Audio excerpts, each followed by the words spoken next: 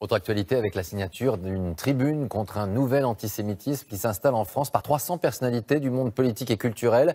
Une tribune publiée par le journal Le Parisien dans laquelle les auteurs soulignent une épuration ethnique à bas bruit. Guillaume Darey avec nos bureaux en région. Les mots sont extrêmement forts. Voici le manifeste publié ce matin dans les colonnes du Parisien.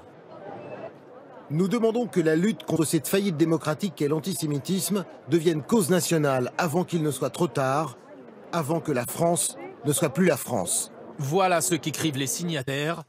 Philippe Val est à l'initiative de cet appel. C'est une urgence parce que c'est la première fois depuis la Seconde Guerre mondiale que l'antisémitisme tue en France. C'est juste incroyable, c'est un scandale énormissime de la République.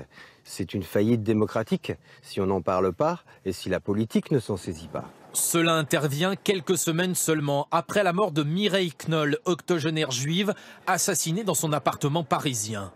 Parmi les signataires de cette tribune, 300 personnalités, dont notamment l'ancien président Nicolas Sarkozy et son épouse, 3 anciens premiers ministres, mais aussi des artistes comme Françoise Hardy et Gérard Depardieu.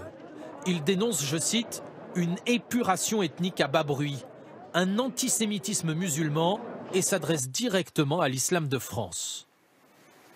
Nous demandons aussi aux représentants de l'islam français, puisque ces crimes sont commis essentiellement par des islamistes radicaux, de travailler à expurger les versets du Coran qui appellent au meurtre explicite des juifs et des chrétiens.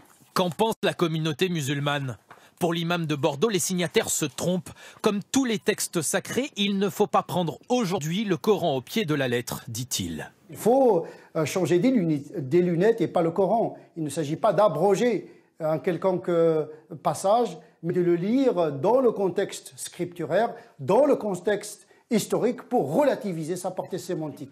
Ce manifeste en appelle aussi au pouvoir. Ce matin, la ministre de la Justice réaffirme sa fermeté.